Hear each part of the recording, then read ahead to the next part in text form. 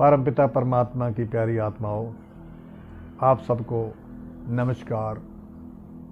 तो आज हम एक छोटी सी आपको साखी सुनाएंगे जिसको आपने ध्यानपूर्वक सुनना है। जैसे कि छोटे बच्चों को ही कैसे आज तक परमात्मा की प्राप्ति हुई है। हम तो कहते हैं परमात्मा को पाना बहुत मुश्किल है, पर लेकिन इस संसार के अंदर बहुत छोटे छोटे बच्चों ने भी परमात्मा को पाया है। मैं उन्हीं में से एक किसी अच्छे साधु की आपको उसका नाम भी बताऊंगा, साखी भी सुनाऊंगा। पहले मैं छोटा सा एक भजन बोलता हूँ, भजन के भाव से फिर मैं आपको वो साखी सुनाऊंगा। क्योंकि उसको जपने से, परमात्मा को जपने से ही जो इंसान को ये सोझी आती है कि हमें परमात्मा का नाम जपना चाहिए। राम नाम जप ले 84 कट्टी जावेगी, राम नाम वाली खट्टी कम तेरे आवेगी। राम नाम जप ले 84 कट्टी जावेगी, राम नाम वाली खट्टी कम तेरे आवेगी। सांब सांब पोच पोच रखे जिस देही नू, सांब सांब पोच पोच रखे जिस देही नू, अंत वेले ओदी ना दवानी बट्टी जावेगी। अंत वेले ओदी ना दवानी बट्टी जावेगी। राम नाम जप ले 84 कट्टी जावेगी, राम नाम वाली खट्टी कम तेरे आवेगी। हुण है दसौर मंदा राम नाम लुट ले, हुण है दसौर मंदा राम नाम लुट ले, फिर पछतावें जदों हट्टी पुट्टी जावेगी। फिर पछतावें जदों हट्टी पुट्टी जावेगी। राम नाम जप ले 84 कट्टी जावेगी, राम नाम वाली खट्टी कम तेरे आवेगी। मोडियां ते रख ले जान शमशान तेनू, मोडियां ते रख ले जान शमशान तेनू, राम नाम सत गत एहो दसी जावेगी।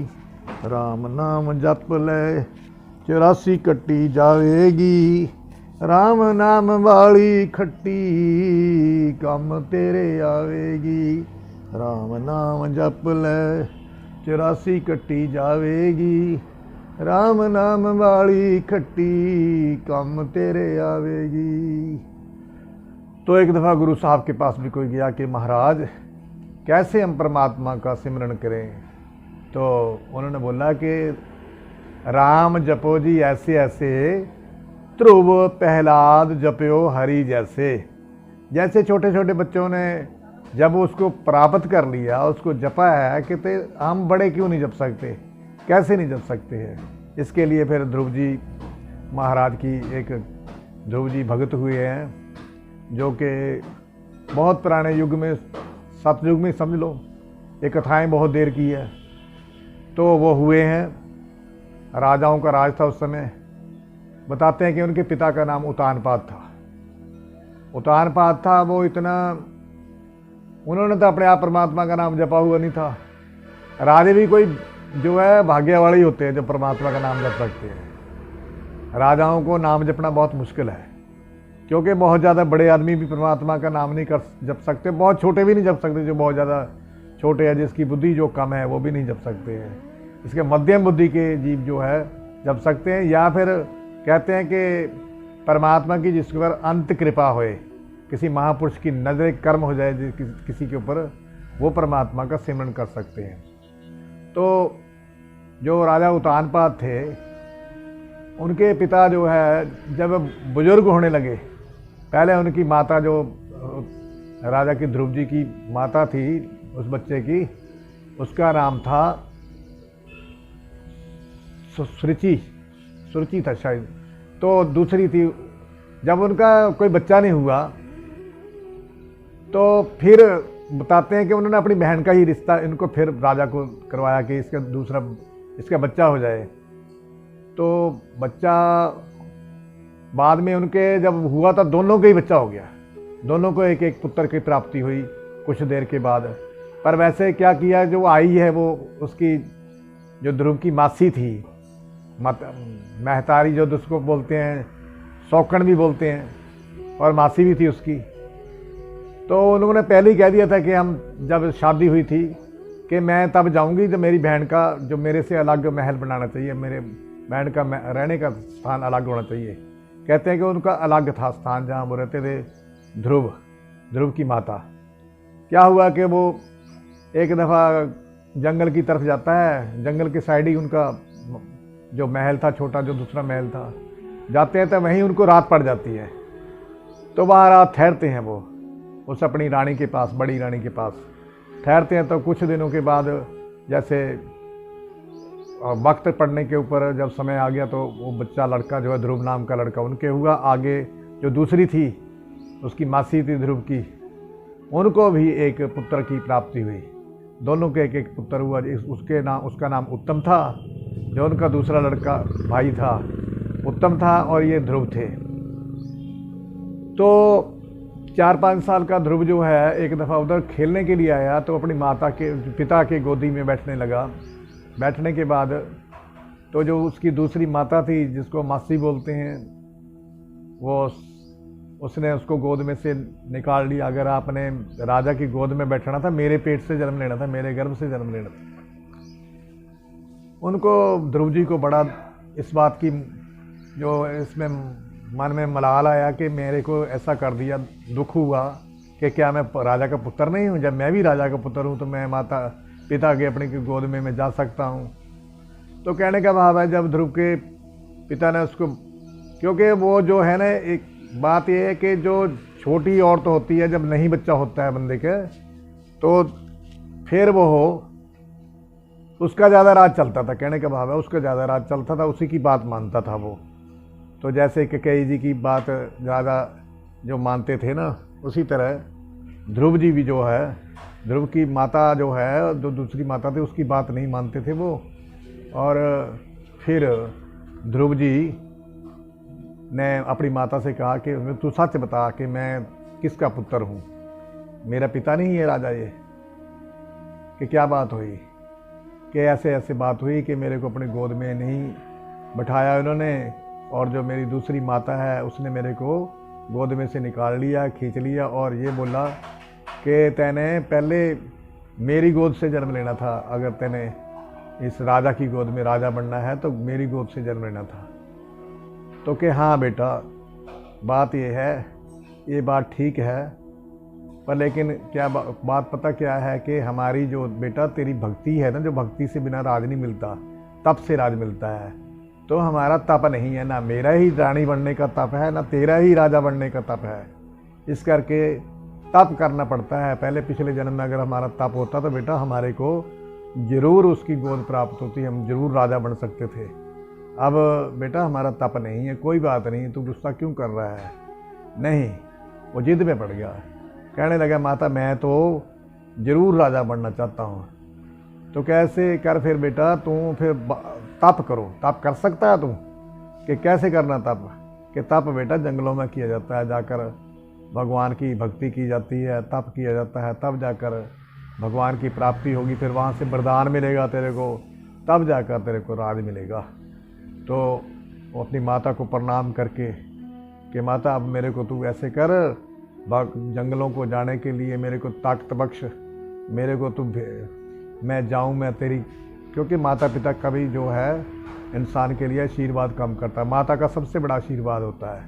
प्यारे बहनों भाइयों, अपनी माता की बात इंसान को ज़रूर माननी चाहिए, क्योंकि सबसे ज़्यादा माता का कर्म जो है बच्चे के ऊपर होता है। देखो कितने कष्ट से माता जो है बच्चे को पालती है, चाहे बीमार भी हो माता फिर भी अपने बच्चे की देख रेख करती है, उठाती है। कई दफ़ा माता इतनी बीमार हो जाती है कि उठकर चलना मुश्किल हो जाता है, फिर भी अपने बच्चे की सेवा करती रहती है। कितने दुखों से, कितने कष्टों से। कईयों के तो ऐसे होता है कि बहुत गरीब होते हैं, माताएं जाकर दूसरे के घरों में काम कर कर भी अपने बच्चों को पालती है। इस करके माता का बहुत बड़ा कर्म बच्चे के ऊपर होता है, बड़ा भारी कर्ज जो है माता का इस बच्चे के ऊपर होता है। इस करके मैं सभी से ये प्रार्थना करूँगा कि अपनी माताओं से प्रेम करो, चाहे माता कैसी भी हो। सीधी भी होती है माताएं, कई माताएं गूंगी भी होती है प्यारे। ये नहीं है कि माताएं बोलने वाली सारी, बीच में गूंगी भी होती है। तो गूंगी भी है अगर माता हमारी, तब भी उसकी सेवा करो। माता की सेवा करना सबसे बड़ी भक्ति, माता की सेवा करनी भी बहुत बड़ी भक्ति है। जो इंसान माता की सेवा करता है उसको भी बहुत भगवान उसका ध्यान रखता है, क्योंकि माता भी एक जननी है, जगत को जनने वाली है, संसार को। बड़े बड़े महापुरुषों ने माताओं से जन्म लिया। राम जी ने माता से जन्म लिया, कृष्ण जी ने माता से जन्म लिया, गुरु नानक साहब ने माता से जन्म लिया, और कितने संत हुए, जैसे ध्रुव जी भी संत की मैं आपको साखी सुना रहा हूँ, ये भी संत ही हुए हैं। इन्होंने भी माता से जन्म लिया। माता की बात मानकर, माता से आशीर्वाद लेकर, कहने का भाव है जब जिसको माता का आशीर्वाद मिल गया, मैं गारंटी से बात करता हूँ कि उसका काम नहीं बने, ऐसा हो नहीं सकता। हम अपने माता पिता से प्यार नहीं करते हैं, उनकी बात मानना। जिधर को माता ने कह दिया, पिता ने कह दिया, उधर को चलना शुरू कर दो बिना सोचे विचारे। जो माता पिता और गुरु जो है, इनकी बातों को बिना सोचे ही इंसान को मानना चाहिए। ये बहुत बड़ा ज्ञान है ये। हम ज्ञान तो बहुत सीख लेते हैं, किताबों का ज्ञान करने से थोड़े भी हम ज्ञानी बन जाते हैं। हमारा चाल चलन जब तक नहीं बनता, ठीक नहीं होता, जब तक हम ज्ञानी नहीं बनते हैं। ज्ञानी उसी को कहते हैं जो इंसान ज्ञान से रहे। एक कदम भी जो इंसान रखता है धरती के ऊपर, वो ज्ञान से रखता है। ऐसे ज्ञानी पुरुष हुए हैं। तो हमें ज्ञानी बनना है। संसार बार बार थोड़े भी हमने संसार के अंदर रहना है, पता नहीं दोबारा जन्म मिलेगा, पता नहीं मिलेगा। इस करके मैं आपसे सभी से प्रार्थना करता हूँ कि अपनी माता का जरूर कहना मानो। माता जो कहे, चाहे सारी रात भी। एक दफ़ा आता है अकबर और बीरबल की छोटी सी कथा आती है। वो अकबर बोलने लगे, जो बीरबल कहता है कि अकबर, माता का जो बहुत बड़ा जो है कर्ज होता है। तो उसके मन में बड़ी बात बैठी। वो गया अकबर अपनी माता के पास कि माता, मैं आपका कर्ज उतारना चाहता हूँ। कि क्या कर्ज है? कि तैने मेरे को छोटे बचपन में अपने साथ छुड़ाया, और मेरा जो है गीले पर तू सोई, सूखे में मैं सोया, तो तैने मेरे पर बहुत जो कर्ज है मेरा, मैं उसको उतारना चाहता हूँ। माता बीमार थी बेचारी। तो उसने कहा कि हाँ बेटा, कोई बात नहीं है, कि मैं आज आपके पास ही सोऊंगा। अकबर सो गया। छोटी सी साखी दंत कथा ही है वैसे तो कहते हैं अकबर पै गया। तो सोने के बाद थोड़ी सी देर हुई, जब कहती है बेटा बेटा बेटा मेरे को प्यास लगी है। कि हाँ माता, मैं पानी ले आता हूँ। पानी ले आया, ले आकर उसको हाथ में दिया। उसने जानबूझकर माता ने हाथ हिला दिया। अरे अरे अरे बेटा, गिर गया बेटा। तो उसने क्या किया, बिस्तरा उठाया, दोबारा कर दिया, और माता फिर पड़ गई, वो भी पड़ गया। फिर कुछ देर के बाद 10-15 मिनट के बाद कहती बेटा, मेरा तो मुंह सूख रहा है, बहुत प्यास लगी हुई है। कि ठीक है माता, मैं लेता हूँ पानी। कि मैं मेरे से नीचे नहीं उतरा जाता। कि नहीं, तू ऊपर ही बैठी रहे, मैं तेरे को पानी देता हूँ। पानी ले आए, थोड़े 2 घूंट भरे, और जानबूझ कर फिर गिलास छोड़ दिया। गिलास छोड़ा, फिर बिस्तरा गिला हो गया। फिर अकबर ने फिर बिछाया। फिर कहने के बाद 3-4 बार बिस्तरा गिला होने के बाद सवेर हो गई। ऐसे ही सवेर हो गई, सुबह हो गई। तो फिर माता ने कहा बेटा, अब मैं चल पानी पी लिया, अब मेरे को ठीक है, मैं तृप्त हो गई, तुम जाओ अब अपना काम करो। कहता माता, आज तो आपने मेरे को सारी रात सोने नहीं दिया। अकबर जी से बात निकल गई कि बेटा, तू तो ये एक रात का ये काम है सारा।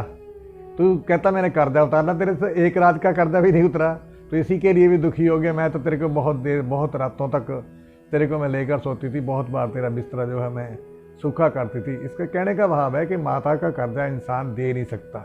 इस करके वो माता के कहने से भजन करने के लिए चला गया।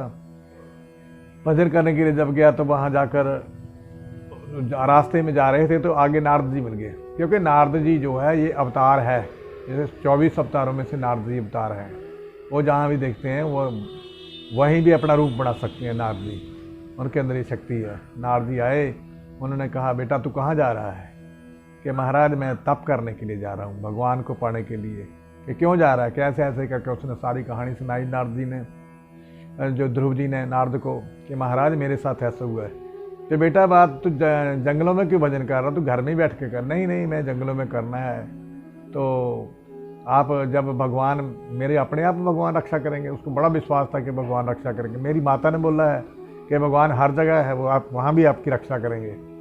तो जब वो पहुँच गए जहाँ उन्होंने बैठ के भजन करना था, तो नारद जी ने उनको फिर शब्द दे दिया, 12 अक्षर का शब्द है जिसको बोलते हैं ओम नमो भगवते वासुदेवा नमः। ये शब्द दिया, ओम नमो भगवते वासुदेवाय, ओम नमो भगवते वासुदेवाय। ये जाप करना शुरू कर दिया, ओम नमो भगवते वासुदेवाय। जैसे जैसे भजन करते रहे, जैसे जैसे नाम जपते रहे, वैसे वैसे उनको शांति मिलती गई, शांति मिलती गई। अब कुछ जब पूरा दिन हो गया, फिर उनके मन में भूख नहीं लगी, कोई प्यास नहीं लगी, करते रहे। कहने का भाई 5 महीने तक जो है, इतिहास बताता है 5 महीने तक ध्रुव जी ने बिना खाए पिए, ये भी कहते हैं सांस तक भी, लास्ट में तो सांस भी नहीं लिया, हवा लेना भी छोड़ दिया। पहले पानी ले लेते, एक चूड़ी भर के पानी ले लेते थे, फिर हवा, चलो हवा आ रही है, हवा में भी शक्ति होती है, हवा में भी जान होती है, तो उन्होंने फिर अंदर सांस में हवा भी बंद कर दी, अपने अंदर नहीं जाने दी। तो बताते हैं कि जो भगवान का दरबार है, जो भगवान के जो देवते हैं सारे इकट्ठे होकर आए कि महाराज ये सारा दरबार हिल रहा है, सारी जो है स्वर्ग लोक हिल रहा है, महाराज कोई नीचे मातलोक में कुछ हो गया है। तो कहने का भाव है, फिर जब भगवान जानते थे, वो जानते कि नहीं एक मेरा पुत्र है, वो भजन कर रहा है, उसने बिना सांस से भजन करना शुरू कर दिया है। तो माता लक्ष्मी कहने लगी, जल्दी करो महाराज, जल्दी करो, आप उसको, अपने भक्त को बचाओ, उनको दर्शन दो, जल्दी करो। तो वो तो अंतर में दर्शन दे ही रहे थे, क्योंकि ध्रुव जी को दर्शन जो अंदर हो रहे थे, इस करके वो जानते थे कि वो अंदर से जुड़ा हुआ है। भगवान को तो पता है कौन मेरे साथ जुड़ा हुआ है, उन्हीं की कृपा से तो भजन कर रहा था कि नहीं 5 महीने कौन बच सकता है अगर भगवान की कृपा न हो। तो 5 महीने तक लगातार जब उनको दर्शन हुए, ऐसे ही बताते हैं कि पानी के अंदर खड़े होकर उन्होंने जो है भजन किया, और उनके पैर जो है मछलियों ने, वो जो मांस है ऊपर से खा लिया था, इतना जो है इतने गल गए थे पैर पानी के साथ। फिर भगवान ने अपनी दृष्टि पाई, दृष्टि पाने के बाद उसको बिल्कुल ऐसा ही शरीर हो गया। तो अंदर से जब लिव टूटी, फिर अंदर से लिव टूट गई, बाहर भगवान आ गए। तो जो एकदम अंदर से लिव टूट गई, अंदर से दर्शन होना बंद हो गया, तो बाहर भगवान खड़े हैं, चतुर्भुजी भगवान गए। भगवान ने ऐसे अपने दोनों बाजू की, अपने गोद के अंदर जब जो लिया है ध्रुव को, आ मेरे प्यारे ध्रुव, आ मेरे प्यारे ध्रुव, तू मेरा बच्चा है, बता तेरे को क्या कष्ट है, बता तेरे को क्या है। फिर वो सारी बात का भगवान को पता ही था, उन्होंने बात की कि चलो कोई बात नहीं है, अब मैं तेरा पिता जो है वो तेरे को याद कर रहा है, तेरे को राज में देता हूँ। कह नहीं महाराज मेरे को कोई राज की ज़रूरत नहीं है, क्योंकि जब परमात्मा का इंसान को दर्शन हो जाता है, उसकी सारी जो इच्छाएं हैं सब खत्म हो जाती है। सभ्य इच्छा पूरी हैं जब पाया आगम अपारा, गुरबाणी में कहा कि सभी इच्छा पूरी हो जाती है जब इंसान को परमात्मा के दर्शन हो जाते हैं, क्योंकि वो सब कुछ तो उसी ने बनाया हुआ। इंसान चाहता ही नहीं, जब परमात्मा जो इंसान जो संसार का जो करता धरता है वही इसको मिल जाए जीव को, तो वो क्यों मांगेगा। तो भगवान ने उसको बड़ी गोद में लेकर बड़ा प्यार किया, और उसने भगवान का कितने मंत्रों में, कितनी जो नामों से उसका उच्चारण किया, परमात्मा का, भगवान श्री विष्णु जी का वो उच्चारण करने के बाद उनको बड़ी वंदना की, बड़ी प्रार्थना की, करने के बाद फिर उन्होंने अपने गोद में लिया। अच्छा बेटा ध्रुव, तेरा यहाँ भी राज रहेगा, तेरा आगे चलकर भी जहाँ तू जाएगा जब, तो मैं अपने दरबार के आगे सबसे आगे तेरे को रखूँगा, ये मैं तेरे को वरदान देता हूँ। क्योंकि उसने तो वरदान मांगा था, पर लेकिन मांगा ही उसने कुछ नहीं है। महाराज ने कहा था कि तू कोई वरदान मांग, क्योंकि जब दर्शन होते हैं तो कोई ना कोई वरदान भक्त को देना होता है भगवान ने, कि मैं आया है तो तेरे को वरदान दूंगा। तो कहते हैं 36,000 वर्ष ध्रुव ने इस धरती पर राज किया, करने के बाद आज भी जो तारे बने हुए जो हम देखते हैं अपनी आंखों से, वो ध्रुव तारा जो है उसकी ड्योडी है उस तारों की, उसके आगे ध्रुव तारे की तारा बताते हैं, बुजुर्ग लोग बताया करते थे, दादियाँ जो है बुजुर्ग वो बताया करते थे, ये बेटा ये ध्रुव तारा है, इस करके ये भगवान की ड्योडी के अंदर आगे खड़ा है। तो हमारी जो वेद ग्रंथ और शास्त्र है जो ये भी बताते हैं कि ध्रुव जी जो है फिर भगवान के दरबार के अंदर ही रहे, जब अंदर भगवान, क्योंकि ड्योडी के अंदर खड़ा होना भी बहुत अच्छी चीज़ है। भगवान अंदर जाएंगे तभी ड्योडी के अंदर दर्शन होंगे, जब ड्योडी से अंदर जाएंगे तब भी दर्शन, बाहर जाएंगे तब भी दर्शन। इस करके तो हमें भी परमात्मा के गोसाई तुलसीदास जी ने कहा है कि जो जीव है इससे परमात्मा का नाम जपना चाहिए कि जीव देही द्वार। जीवा के ऊपर जब हमारा नाम होगा, अंदर भी जा रहा है, बाहर भी आ रहा है, अंदर भी जा रहा है, बाहर भी आ रहा है। तो यही मैंने शब्द बोला था कि राम नाम जप ले 84 कट्टी जाएगी, अंत बेले एहो तेरी खट्टी तेरे एहो काम आएगी। इस करके यही तेरे काम आएगा, यही तेरी अवसर, यही तेरी बार। झट भीतर तू देख विचार, कहे कबीर चाहे जीत चाहे हार, बोबिद की है पुकार पुकार। कि राम नाम का शब्द ही, राम नाम का नाम ही, प्रभु का नाम तेरे काम आएगा। जैसे ध्रुव जी को सहाय हुआ, ध्रुव जी को राज मिला, ध्रुव जी का दुख दूर हुआ, ऐसे हमारे भी दुख होंगे। क्योंकि ध्रुव जी तो अपना काम करके बहुत देर पहले इस संसार से जो है सतलोक में चले गए। हमें भी जाना है ना सतलोक में, हमें कौन सा यहाँ बैठना है? क्या जरूरी, क्या अच्छा होगा हम सतलोक में चले जाएं? नहीं तो नरकों में जाना पड़ेगा, फिर क्या करेंगे? क्या हाल होगा? अंत बेले राम नाम की खट्टी तेरे काम आएगी। कहते राम नाम का खटा हुआ जो कहने कमाया हुआ राम नाम का धन, ये फिर काम आएगा। तो इतने से छोटे से वचन में कहकर आपसे क्षमा मांगता हूँ। बोलने में कोई गलती होगी तो क्षमा कर जाचक हूँ, क्योंकि ये वेद ग्रंथ है। कहते ये तो कोई बहुत ही बड़ा ज्ञानी ही इसका अर्थ दे सकता है, और मैं छोटी सी कोशिश करके, एक अनपढ़ सा आदमी हूँ, मैं कोई ज़्यादा पढ़ा लिखा नहीं हूँ। तो मैं सोचता हूँ, मेरे मन में भी आया कि मैं और तो कोई सेवा कर नहीं सकता, मेरी 70 साल तो उम्र हो चुकी है, और ना मैं कोई गुरुद्वारे में सेवा कर सकता, ना मैं किसी मंदिर में सेवा कर सकता हूँ, ना ही कोई मैं कथावाचक बनकर कथा कर सकता हूँ। तो मैंने सोचा छोटा सा ये काम है चला हुआ है जो यूट्यूब, इसमें भी मैं भी थोड़ी सी सेवा करके देखता हूँ, ताकि किसी को लाभ मिल जाए, किसी की भी समझ में आ जाए, मेरा भी कल्याण हो जाएगा। तो इतने से छोटे से वचन करते फिर भी मैं माफ़ी मांगता हूँ। धन धन प्यारे भारतवासियों, आप सबका भला हो। धन सत।